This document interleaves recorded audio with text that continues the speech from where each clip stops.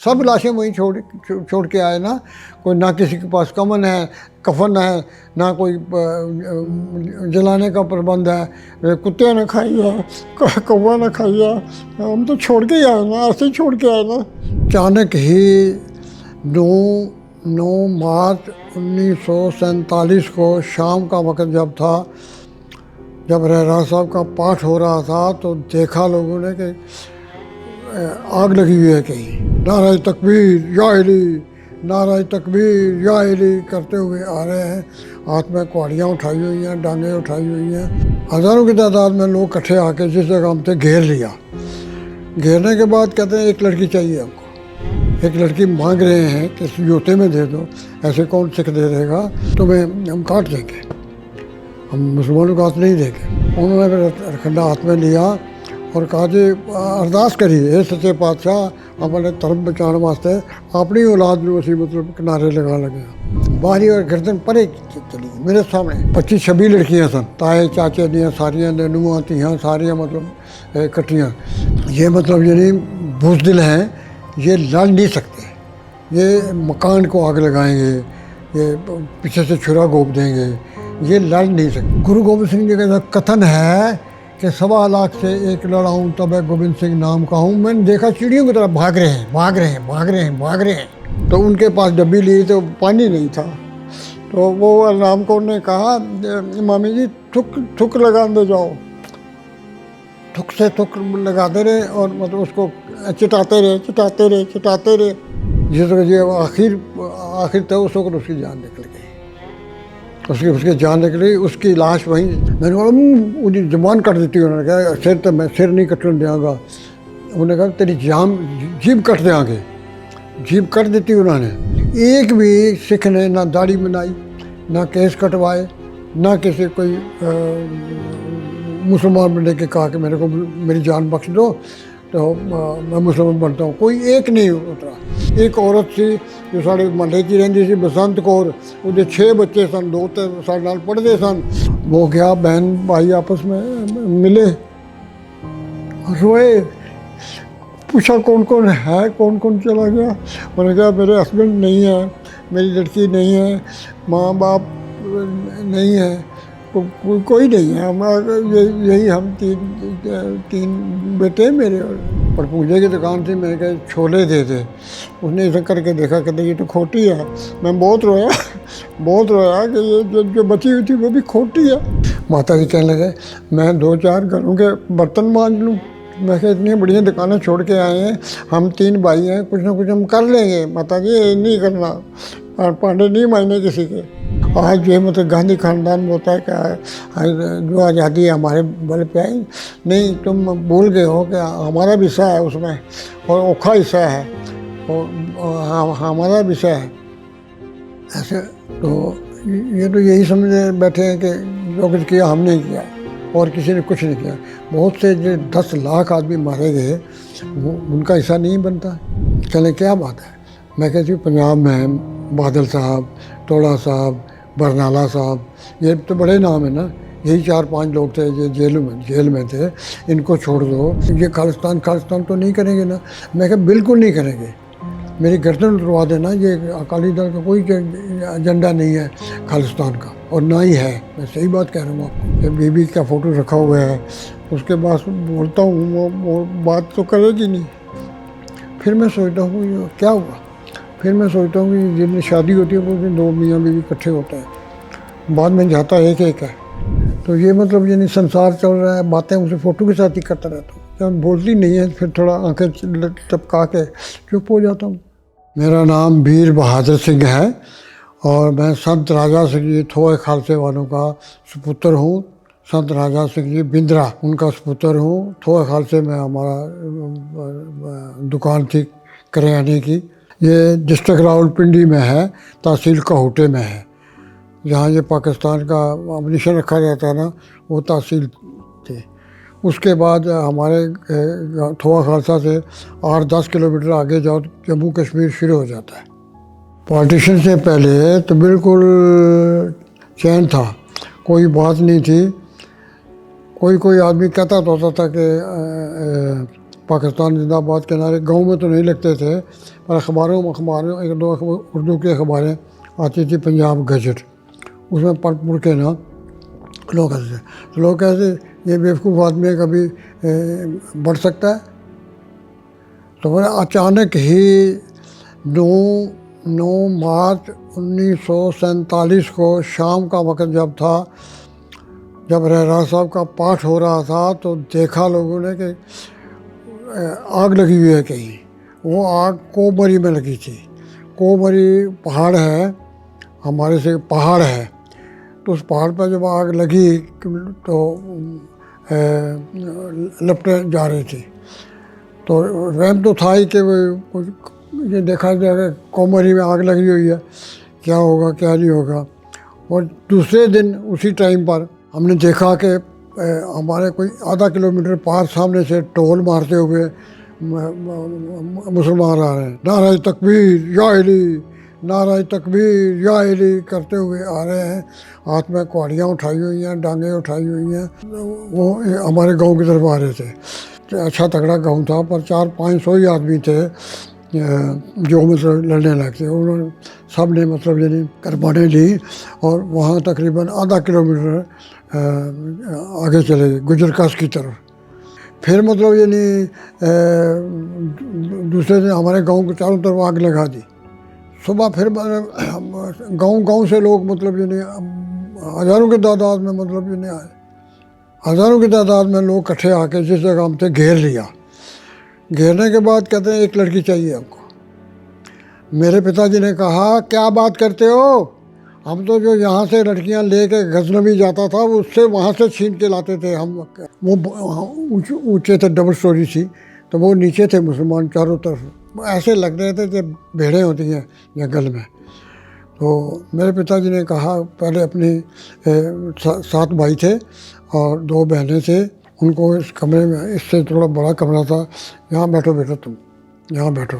उनको जब नीयत पता लग गई ना कि ये लड़कियाँ उठाएंगे, एक लड़की मांग रहे हैं कि इस जूते में दे दो, ऐसे कौन सिख दे देगा, तो वहाँ बैठा दी। और जब मैं उनको बता दिया कि हमने मुसलमान नहीं बनना है, तो हम काट देंगे, हम मुसलमानों का हाथ नहीं देंगे। फिर जब बात होने लगी तो उन्होंने कहा बिल्कुल मैंने बोला आपको, संत राजा सिंह जी बोल रहे हैं, मैंने बोला है आपको चले जाओ, नहीं तो हम आ रहे हैं। कुछ छठे, फिर वहाँ कुछ छठे। और अवतार सिंह मेरे ताया जी का लड़का था, और एक अरबल सिंह और संत राजा सिंह।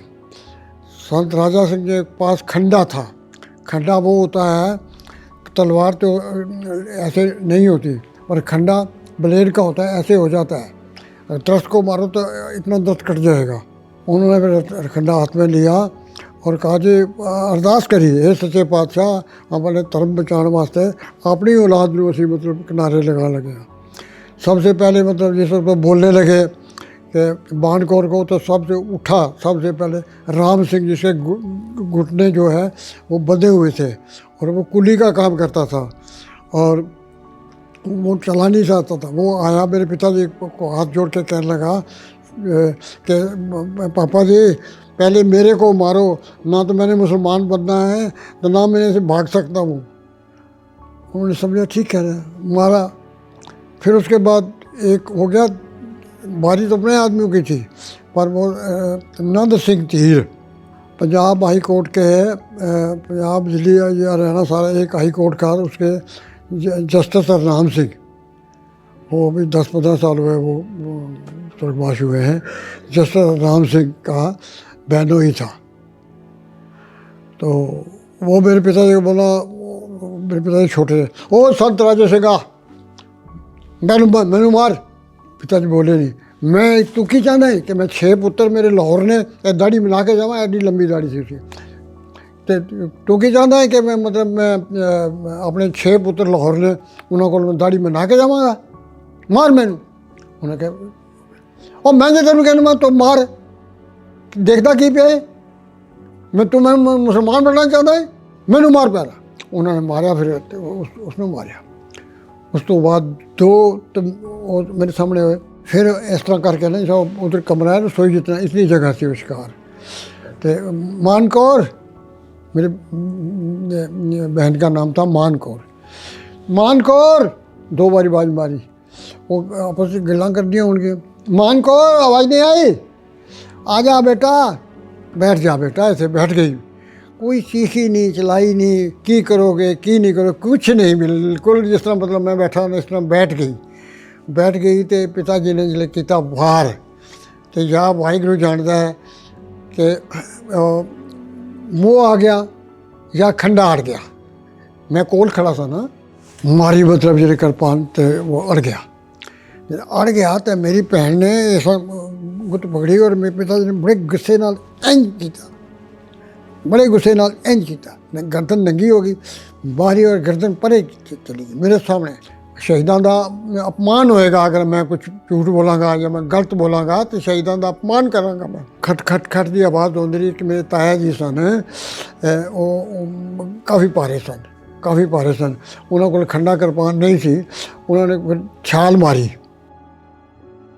अंदर, मतलब हवेली के अंदर भी जगह होती है ना, एक तो छाल मारते तो बाहर चले जाए, वो मारे।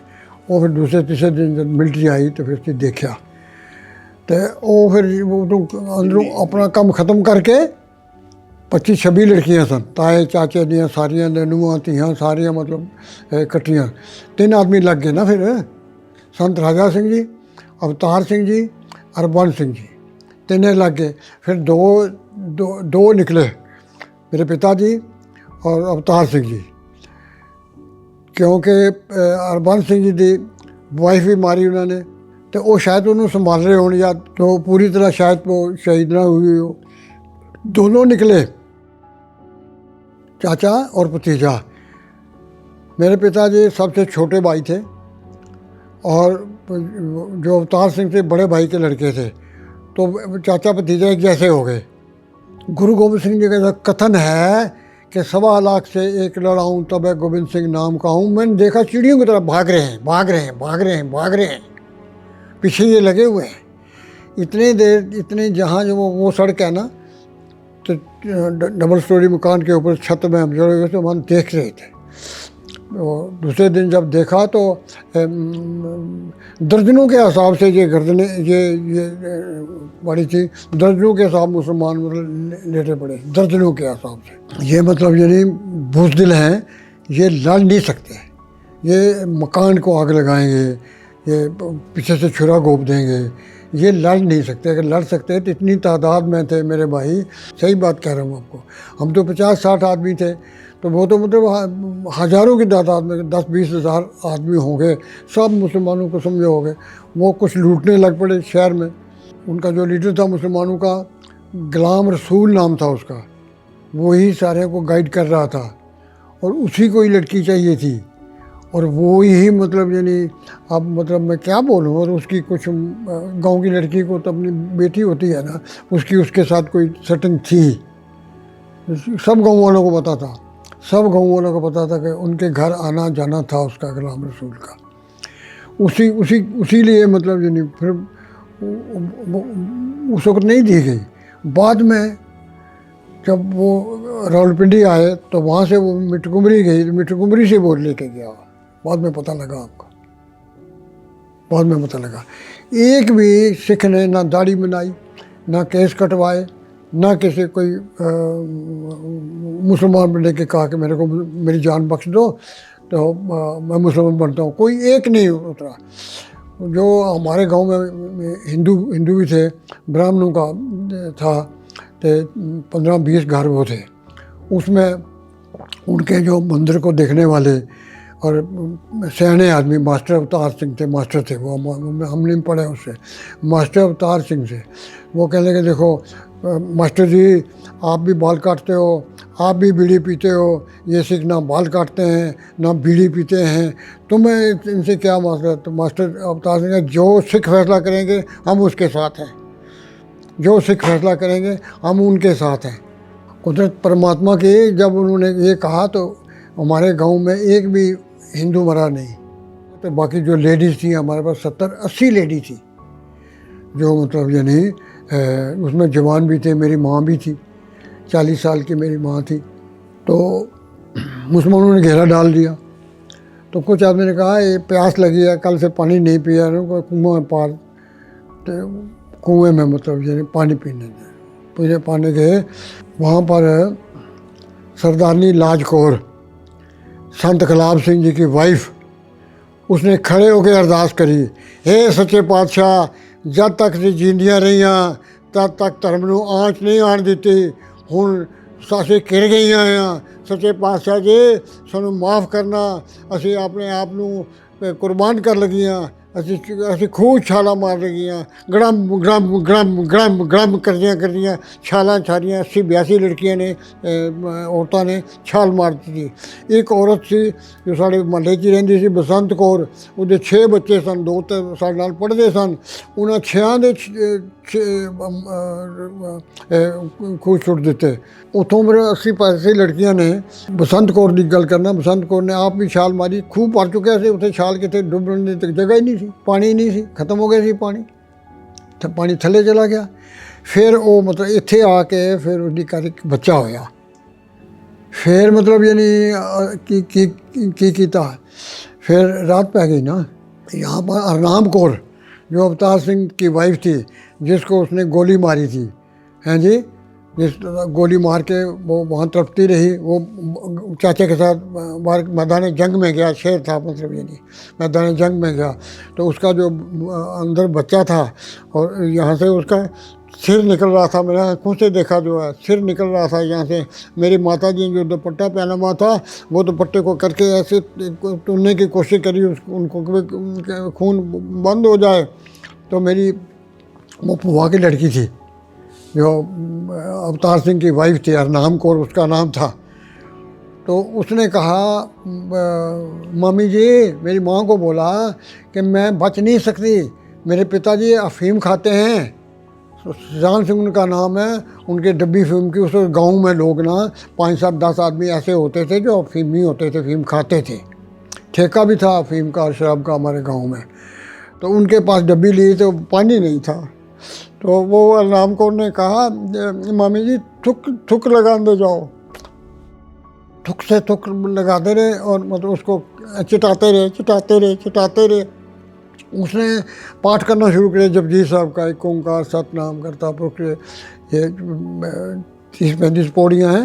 फिर आखिर छुट्टी श्लोक, पौन गुरु पानी पिता माता तर्त मात तेवसरा दोए दाई दाया खेला सगले गाते, जिस वजह आखिर तक उस वक्त उसकी जान निकल गई, उसकी जान निकली। उसकी लाश वहीं, सब लाशें वहीं छोड़ के आए ना, कोई ना किसी के पास कफन है, ना कोई जलाने का प्रबंध है, कुत्ते ने खाई है, कौवा ने खाई है, हम तो छोड़ के ही आए ना, ऐसे ही छोड़ के आए ना, क्या हुआ ना क्या नहीं हुआ। चौथे दिन जब मिलिट्री आई तो मैं, मेरी माता जी ने मिलिट्री वाले को बोला हाथ जोड़ के कि मेरे हस्बैंड की इधर कहीं लाश होगी इस मैदान में, मेरे बच्चे को ले जाओ, ये अपने बाप को देख लेगा। माँ तो नहीं गई, मेरे को मिलिट्री वाला था, सरदार था मिलिट्री वाला, वो मेरे को लेके, मुझे पता तो नहीं ना कि किस जगह मेरे बाप की लाश है, मुझे पता तो नहीं ना। वो तो मैदान में निकले, फिर सारा देखा, कहते तो पहचान, हाँ मैं देखा तो वो एक जगह इतने दूर गए जहाँ से इतनी सड़क है, जो बड़ी सड़क है, तो वहाँ लाश पड़ी थी। ऐसे पिताजी लेटे हुए थे, उनकी जो कृपान छोटी थी, कृपान तो नहीं थी, उसका जो म्यान है वो था उसमें, वो था, पगड़ी बंधी हुई थी। मैंने देखा कोई उनके ऊपर कोई मतलब यानी ज़ख्म नहीं था, या लाठियों से मारा उन्होंने, लाठी कृपानें तो उनके पास नहीं थी, मुसलमानों के पास कृपानें नहीं थी। मैं फिर देख के चला आया। फिर मतलब मैंने मिलिट्री के पास 2 ट्रक थे। सबसे पहले मैं अपने भाई को मतलब यानी छोटे भाई को अंदर बिठाया, आतम को, वो मर गया अब। फिर दूसरे को अंदर किया। फिर माता जी लटराए हुए थे, बहुत लटराए हुए थे, मतलब कि क्या करेंगे, 2 मेरे पास बच्चे हैं और कोई घर नहीं घाट नहीं, यहाँ से जा रहे हैं, कहाँ जाएंगे हम, किधर जाएंगे हम, कौन हमें संभालेगा। वो फिर मैंने ऐसे पकड़ के ना माता जी को अंदर किया ट्रक के अंदर। फिर मैं भी मतलब चढ़ गया, मैं भी छोला आदमी था, अब भी मैं पतला हूँ ना, मोटा नहीं ना, तो वो मैं भी फिर चढ़ गया। फिर हम मतलब वहाँ गए, मिलिट्री हमको ले गई रवात। रावलपिंडी से गुजर खान जाओ तो रास्ते में एक जगह है रवात, वहाँ गुरुद्वारा था, वहाँ ले गए हमको। ये तकरीबन टाइम होगा 6 या 7 बजे शाम का, ये टाइम था। वहाँ हम उतरे, वो कहने लगे ये कमरे हैं, इसमें अपना कर लो। ना कोई दरी, ना कुछ, ना कहा, ना खाना ना पीना। 4 दिन हो गए थे ना हमें, 9, 10, 11, 12, 13, 5वें दिन है। 5वें दिन में फिर जेबे में देखा एक दवन्नी मेरे को मिली, पता नहीं कैसे रह गई। वो हम पड़पूंजे की, तो वहाँ कुछ नहीं हुआ था अभी। पड़पूंजे की दुकान थी, मैं कहा छोले दे दे। उसने ऐसा करके देखा, कहते ये तो खोटी है। मैं बहुत रोया बहुत रोया कि ये जो बची हुई थी वो भी खोटी है।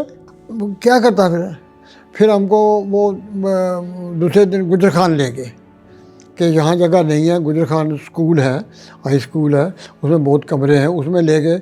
हमें एक कमरा दिया गया, हमारे एक एक गांव वाइज कमरे बांटे गए। इस गांव के यहाँ, इस गांव थोआ खालसा के, थुमाली के, नारा के, मटोर के, सागरी के, ये सारे मतलब।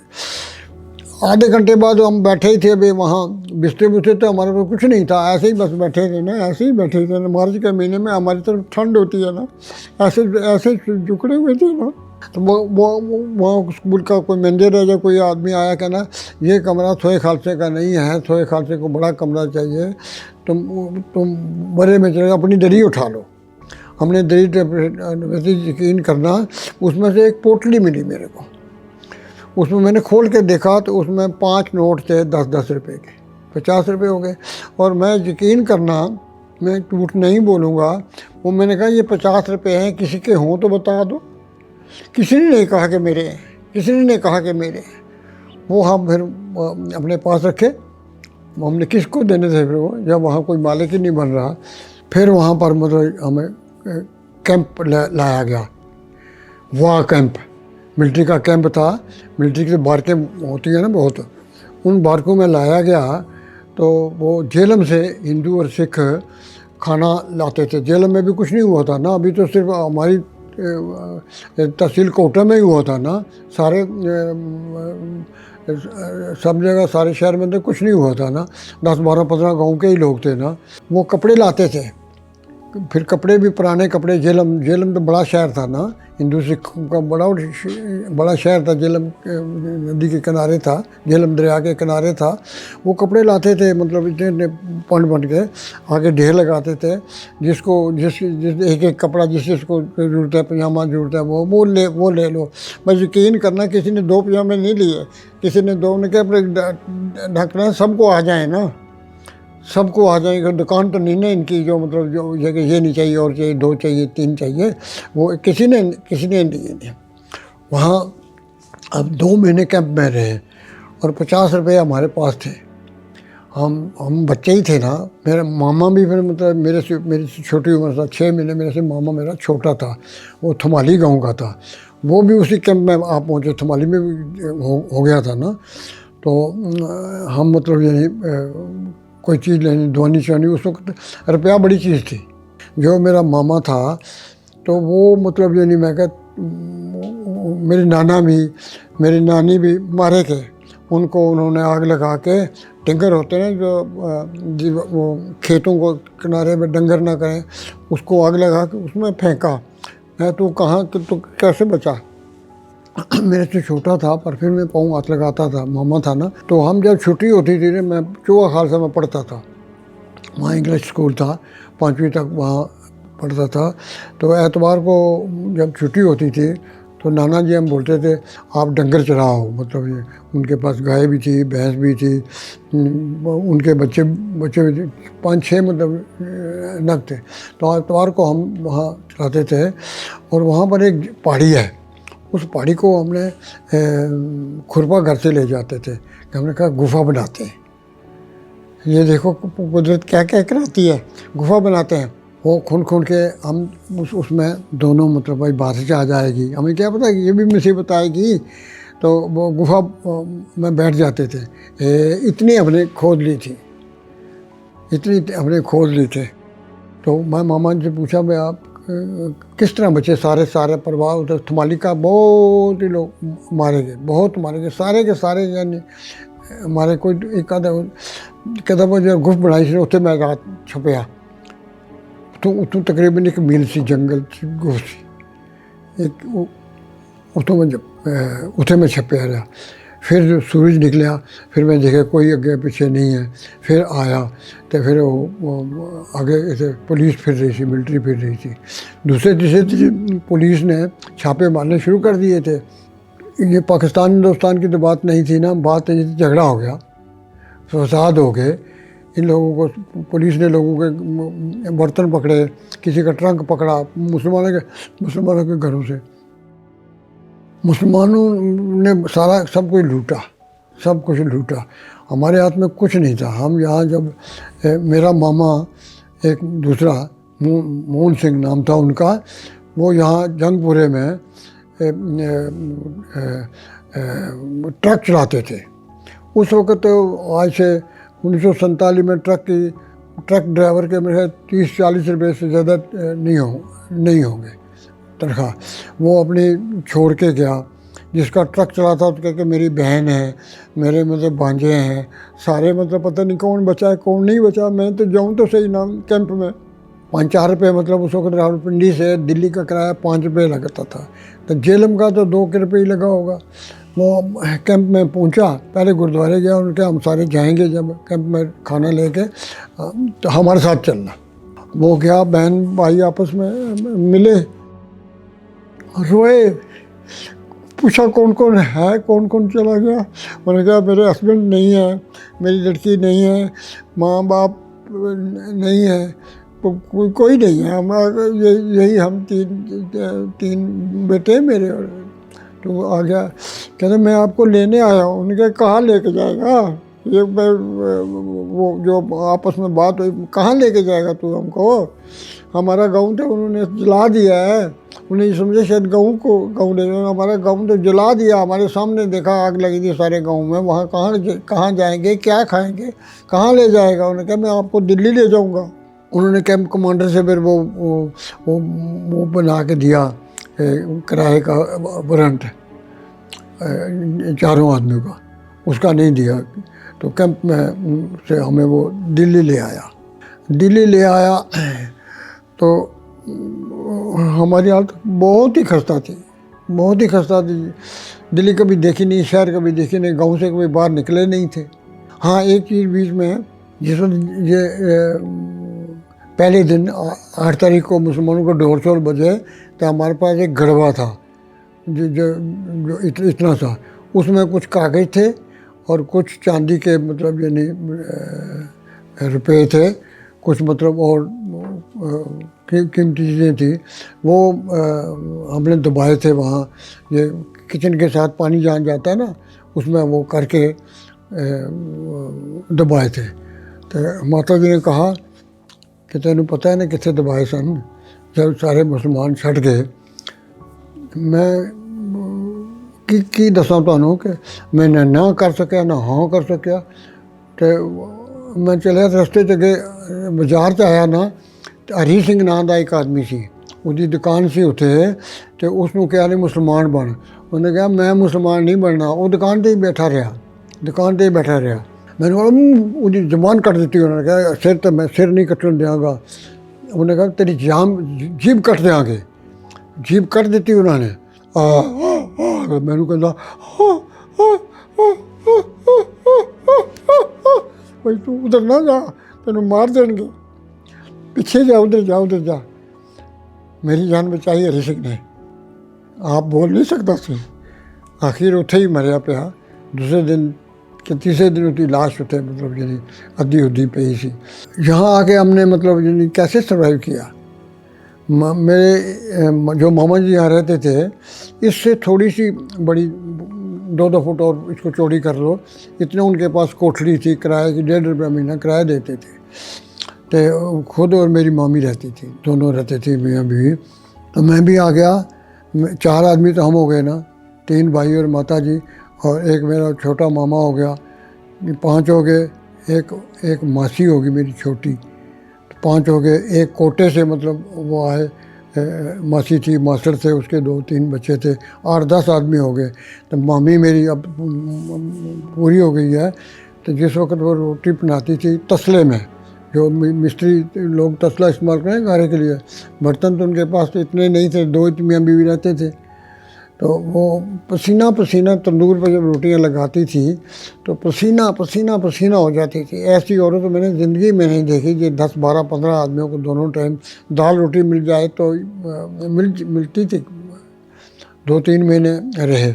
फिर पाकिस्तान की जब आवाज़ आई तो मेरे बड़े ताया जी नंद सिंह थे, वो ज़िंदा थे। वो पहले हमें वो ले गए, अमीर आदमी थे। पहले जहाँ वो रहते थे उन्होंने 20 रुपये महीने पर कोई कमरा ले लिया था, तो वो हमें वहाँ ले गए। फिर पहाड़गंज में मतलब ये मुसलमानों ने हिंदुओं पर बड़ा जुल्म मारे काटे, जहाँ गए मारे काटे। हमें भी ताया जी ले गए थे ऊपर चबारा था। तो चबारे में मतलब उस वक्त शाम का वक्त था, अंगीठी पका रहे थे। उस वक्त गैस नहीं थे, चूल्हे लकड़ वाले भी नहीं, कहाँ इंतजाम हो सकता, लकड़ी कहाँ से आई थी।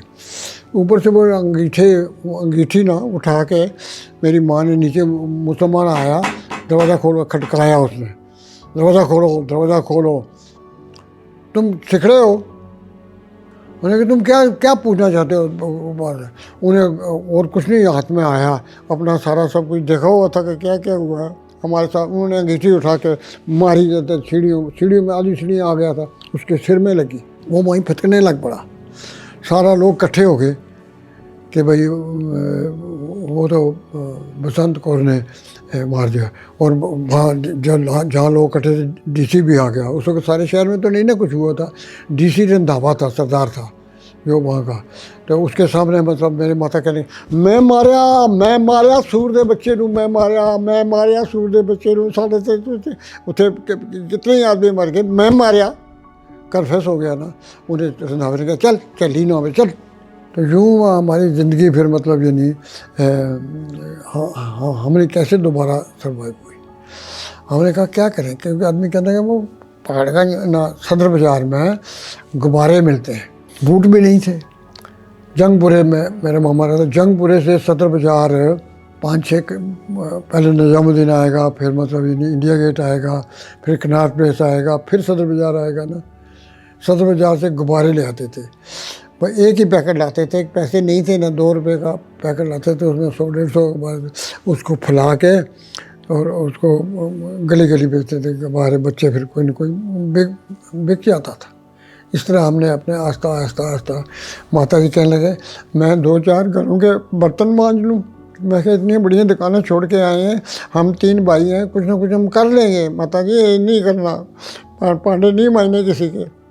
जहाँ हम रुके थे वहाँ गली में एक लवाई था, खेम था, वो जंगपुरे में, भोगल में।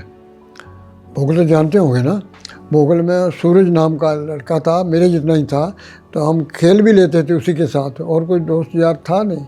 तो वो कहने लगा सिखों का एक मेला लगना है, या उस वक्त मोती बाग नहीं कहा जाता था, मोची बाग में। वो कहने लगा वहाँ मेले में पकोड़े बना। मेरे को पकोड़े बनाने नहीं आते। कहते मेरे को आते हैं। मैं कहा मेरे पास बर्तन भी नहीं है, मेरे पास पैसे भी नहीं हैं, कैसे करेंगे? कहने लगा पैसे बेसन मैं ले लूँगा, प्याज आलू जो है मैं ले लूँगा, मैं लवाई का बेटा हूँ, कढ़ाई पोना शोना ले लूँगा, सारा सब लकड़े कोले सब दुकान में पड़े, वहाँ से ले लेंगे। उसके पास साइकिल थी, मेरे पास तो कुछ नहीं था। साइकिल के पीछे बोरी भी लादी, लकड़ी भी सारा करके। तो कभी उसको भी साइकिल चलानी नहीं आती थी, कभी मैं पीछे से दिखता था, वो आगे हैंडल पकड़ता था, कभी मैं हैंडल पकड़ता था, वो पीछे से खेलता था। ये जो राष्ट्रपति भवन के पीछे ने चढ़ाई है थोड़ी, यहाँ से थोड़ी मुश्किल हुई, प्यास लगी हुई, अक्टूबर का महीना था। तो उसमें हम वहाँ जाके देखा तो छछरा होता है, वही डाक के 3 पात है, वो दरख्त अब भी कोई न कोई मिल जाएगा वहाँ। तो वहाँ से वो सूरज कहने लगा मैं पत्ते तोड़ के ले आता हूँ, पकौड़े डालेंगे किसी। पकौड़े उसने बनाए, न तकड़ी न तोड़, कैसे, वहाँ कोई और था नहीं, हैं जी, वहाँ कोई नहीं था कोई चीज़ खाने के लिए।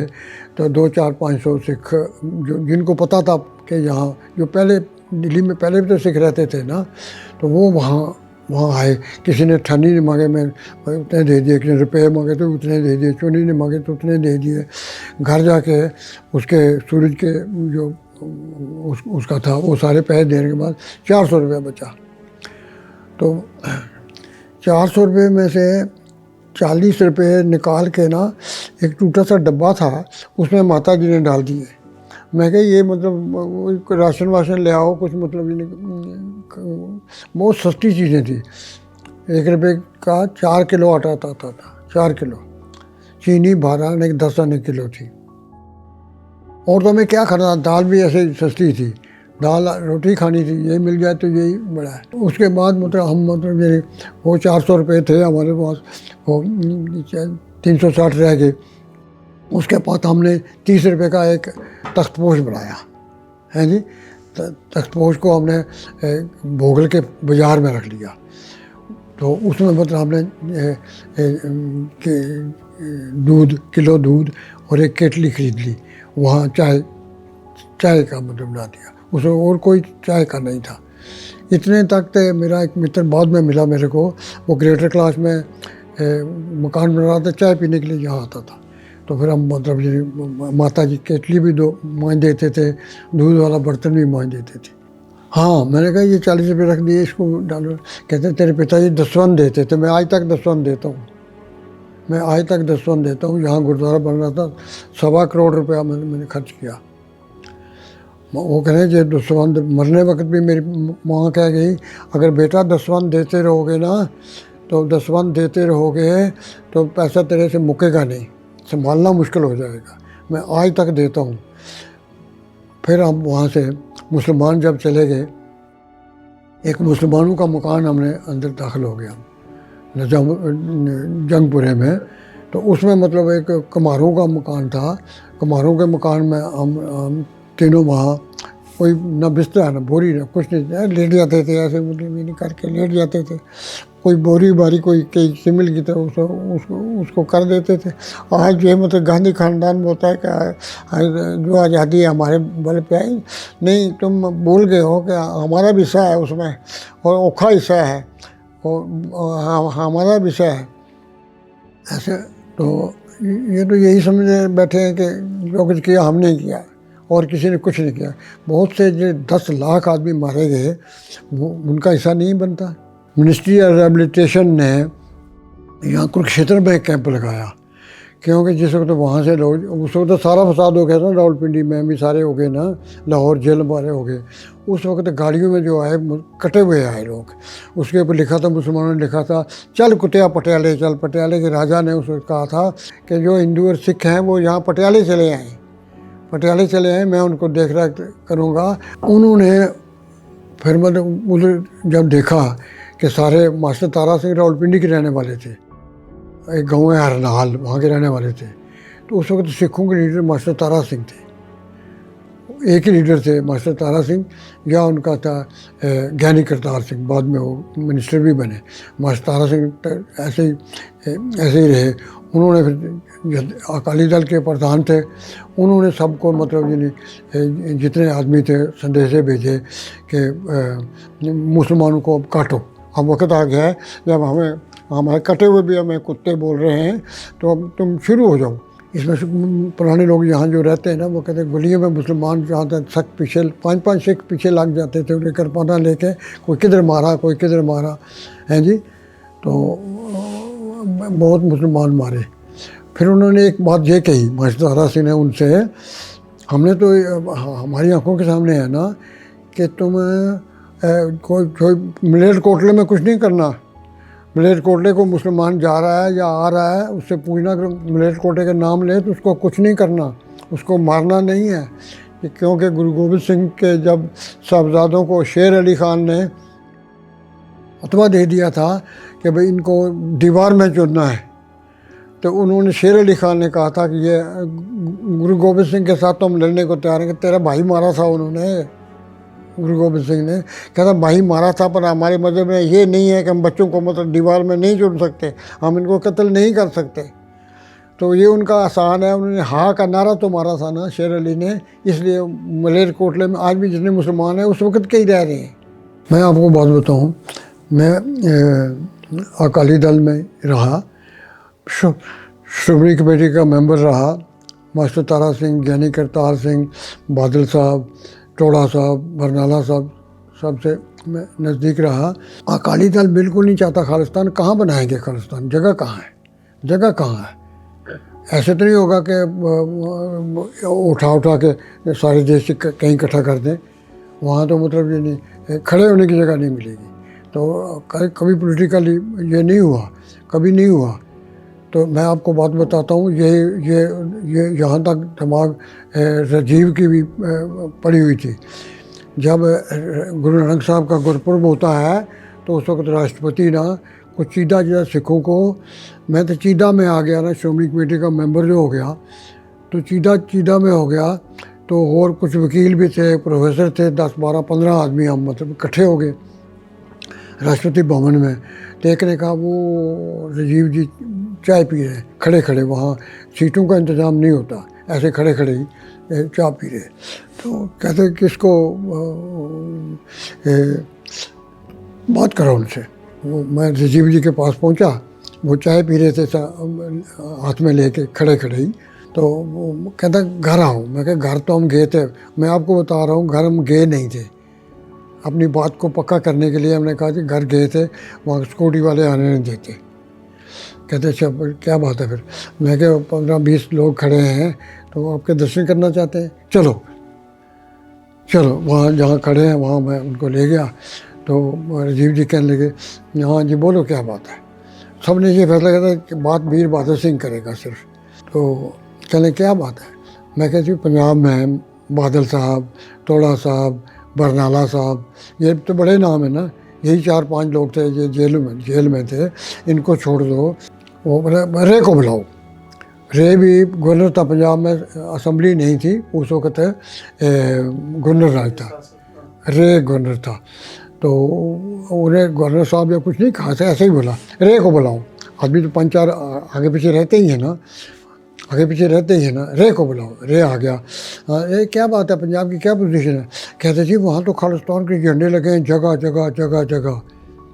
मैंने कहा जी राजीव जी ये बंगाल से आते हैं और बंगाल में मतलब ये नहीं गुरुद्वारे कम हैं। तो यहाँ अमृतसर से लेके यहाँ तक सैकड़ों गुरुद्वारे सड़क के किनारे आएंगे।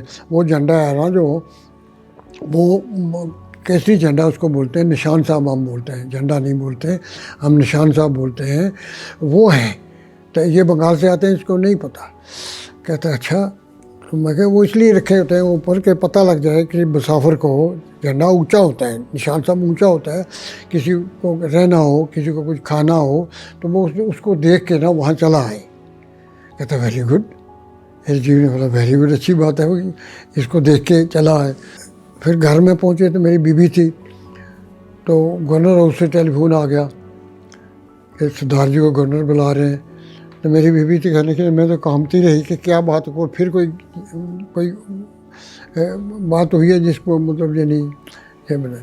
मैं जो ही घर आया तो मेरी बीबी कहने लगी, उन्होंने सेक्रेटरी का टेलीफोन आया था, गवर्नर साहब उनसे मिलना चाहते हैं, बात करना चाहते हैं।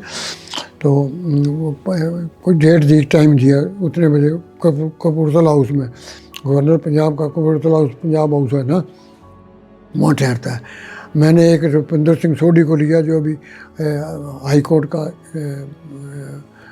जज रिटायर हुआ, हमारे पड़ोस में रहते थे, चाणक्यपुरी में रहते थे वो भी। तो उनको लिया। एक मेरे और दोस्त थे, 3-4 आदमी हम वहाँ गवर्नर को मिलने चलेंगे। अकेला जाएंगे क्या बात करेंगे? तो मैंने सोढ़ी साहब को बोला कि आप बात करो। कहते नहीं बात पहले आपकी हुई थी, आप करो। मैंने उसको बोला ये वहाँ 1.5 घंटा उसके रे में कोई समझ ही ना आए, ये किलिंग हो रही है, किलिंग हो रही है, किलिंग हो ही रही थी। मैं क्या पंजाब में किलिंग होती रहती है रे साहब, ये बंगाल नहीं है, ये यहाँ पर बाई की बाई को मार देता है छोटी सी ज़मीन के पीछे। यहाँ किलिंग होती रहती है वैसे, पॉलिटिक्स की नहीं, ऐसे होती रहती हैं। अच्छा कहना फिर तुम कल नहीं तो परसों चंडीगढ़ आ जाओ, अकेले आना बस। मैं वहाँ जाके बैठा तो बुलाया गया वीर बहादुर सिंह दिल्ली से आए, उनको भेजो। वहाँ मेरे साथ बैठा हुआ था संधू, ये मिनिस्टर है ना, क्रिकेटर है, ये इसने पटियाले में किसी आदमी को मुक्का मारा था, छाती में मुक्का मारा, वो वहीं बंदा मर गया था। संधू से, सिद्धू है ना कि संधू है, इससे बंदा मर गया था। बाद में ये भी उस चक्कर में बैठा हुआ था कि मैं गवर्नर से, फिर आखिर में ये बच गया, बंदा मर गया था, आपको ख्याल नहीं होगा। तो ये भी बैठा हुआ था, पर पहले गवर्नर ने मेरे को बुलाया, तो फिर वो कहने लगा तुम्हारा इनके साथ क्या तलक है, ये बादल साहब, थोड़ा साहब इनके साथ। मैं कहा जी या साल 2 साल मैं उनसे बड़ा हूँ, किसी से साल 2 साल छोटा हूँ। मैं भी अकाली दल में मेरे पिताजी भी अकाली दल में थे, मैं भी मोर्चे में काटते रहे, बाबा खड़क सिंह के साथ थे। तो जलियांवाला बाग में जब जलियांवाला बाग नहीं, यहाँ जैतों का मोर्चा लगा था, तो उस वक्त उस जत्थे में भी आए थे वो। तो उस वक्त से हमारी मतलब यानी अकाली दल के साथ अटैचमेंट था। सिखों का वैसे ना अब तो और भी कई पार्टियां आ गई, पर मोस्टली सिख जो है वो अकाली दल के साथ है, अकाली दल के साथ है। मैं कहा कोई मेरे से 2 साल बड़ा है, जो छोटा है, तो हम उसी पार्टी में हैं, तो इस नाते से हमारा। कहता है आप फिर जिम्मेवारी उठाते हो कि कत्ल कुछ होगा नहीं। मैं कहा गवर्नर साहब मैं आपको यकीन दिलाता हूँ, ये खालिस्तान तो नहीं करेंगे ना। मैं कहा बिल्कुल नहीं करेंगे, मेरी गर्दन उतरवा देना, ये अकाली दल का कोई एजेंडा नहीं है खालिस्तान का, और ना ही है। मैं सही बात कह रहा हूँ आपको पता होगा कि अकाली दल का, मैं कहा आप तो गवर्नर हैं, कोई रेजोल्यूशन अकाली दल ने कभी किया? कहता हमारे पास तो नहीं है। तो मैं कहा वो बिल्कुल नहीं, तो वही बात हुई। उन्होंने फिर 10 दिन लगाए, वो प्रोसीजर के हिसाब से मेरे से लेटर लिखाया 5 आदमियों को। मैं फिर दिल्ली गया, दस्तखत करा के ले आया एक सोडी साहब के उससे। मैं कहा ये रिप्रेजेंटेशन बनाई बाकायदा। ऐसे तो नहीं गवर्नर के पास चाबी होती जेल की ना, छोड़ देगा। 10-12 दिन लगे, सब छोड़ दिए। तो यूँ मतलब करते करते मैं रिहेबिलिटेशन मिनिस्ट्री में दरख्वास्त देती है। एक प्रीतम सिंह आदमी होता था भोगल में, वो हर रोज़ के जो हम बच्चे आए थे उनको साइकिल के पीछे बैठा के ले जाता था, और किसी डिपार्टमेंट एम्प्लॉयमेंट एक्सचेंज नहीं होती थी। तो आप अफसर हैं, आपके अधिकार में है, तो आपको इस बच्चे को कहते कि इसका कुछ भी नहीं रहा वहाँ, इसको नौकरी करो। तो वो रख देते दफ्तरी चपरासी। मेरे से बोलेंगे तो अंग्रेज़ी आती है, कुछ बोल लेते हो? मैं हाँ बोल लेता हूँ। उसने कोई 2-4 नाम पूछा, मैंने बोल दिया। उन्हें मुझे दफ्तरी अपॉइंट कर दिया। दफ्तरी या चपरासी से ऊपर होता है, उसको कुर्सी मेज मिली होती है, वो फाइलें का संभालने का काम करता है। 6,000 रुपया मेरे को मिला, आप सैलरी मिली। हमने फिर मतलब वहाँ दुकान ढूंढी मालचा मार्ग में, तो 600 रुपये महीने किराए पर दुकान ले ली। और मालचा मार्ग में हैं जी, अब तो वहाँ कोई होटल बन गया है, departmental store complete, shopping under one roof. सुई चाहिए तो सुई मिल जाएगी आपको, कंघी चाहिए कंघी मिल जाएगी, चप्पल चाहिए चप्पल में, तौलिया चाहिए, जराब चाहिए, रुमाल चाहिए, कॉस्मेटिक चाहिए, दाल चाहिए, चावल चाहिए, वो फ्रोज़न मीट चाहिए, आइसक्रीम चाहिए, मक्खन चाहिए, सब कुछ मिलता था। तो खूब पैसे कमा के फिर हमने ग्रीन फील्ड में एक 1400 रुपये गज के हिसाब से एक 200 गज का प्लाट लिया। तो हमारा ये दुपट्टा बार अकेला एक मकान भी बना लिया हमने, कच्चा पक्का। एक ये था। तो कोई एक और सिख आया, कहता ये आप रहते हो? मैं कहा हाँ। तो ये तो खाली जगह है, कोई भी नहीं रहता यहाँ। मैं कोई बात नहीं, हम अंदर बंद कर देते हैं, कुत्ता है हमारे पास, एक कुत्ता है हमारे पास। तो वो कहता है कि प्लाट क्या भाव है? यहाँ में 2,000 रुपये गज मिल जाएगा आपको। कहता मेरे को भी ले दो। उसको ले दिया 200 गज का प्लाट। फिर एक आदमी और आया, कहता मुझे बड़ा प्लाट चाहिए, भूरे लाल का, जो IAS अफसर हैं, वो बाद में मित्र बन गए। उसका कोई रिश्तेदार था, वो कहते इनको बड़ा चाहिए, वो 20,000 रुपये मेरे को दे दे। फिर मैंने ये काम शुरू कर दिया। मैंने किताब अभी आपको दिखाऊँ किसी फिर आए, तो मैंने एक डिक्शनरी बना ली, और उनकी ग्रीनफील्ड कंपनी वालों की बुक ले आया, नक्शा ले आया, और वो उसमें से कॉलोनी वाइज मैंने छांटा। मैं कलकत्ते से ले आया, बंगलौर से ले आया, जहाँ भी प्लाट से मैं ले आया, और मैं ऐसा हो गया कि ग्रीन फील्ड में मैं मोस्टली ये लेता हूँ। यहाँ भी मेरे पास अभी भी एक प्लाट है 500 गज का, जो कॉर्नर है। कॉर्नर मिल भी थोड़ा महंगा मिलता है, बिक जल्दी जाता है, थोड़ा महंगा बिकता है कॉर्नर जो होता है, हवा आती है ना। तो ये मैंने काम शुरू कर दिया। तो यहाँ करते करते तो वहाँ जो मकान जो ग्रीन फील्ड में था वो मैंने 1 करोड़ रुपए का बेचा। तो करते करते अभी मैं यही काम करता रहता हूँ। ये हमारी ज़िंदगी जो है वो बड़ी कठिन मतलब हुई है। हम बड़े मेहनत से खड़े हुए हैं, बड़े मेहनत से। और मैं अब भी मतलब कोई प्लाट खरीदता बेचता हूँ, जो 10वां हिस्सा होता है वो गुरुद्वारे देता हूँ।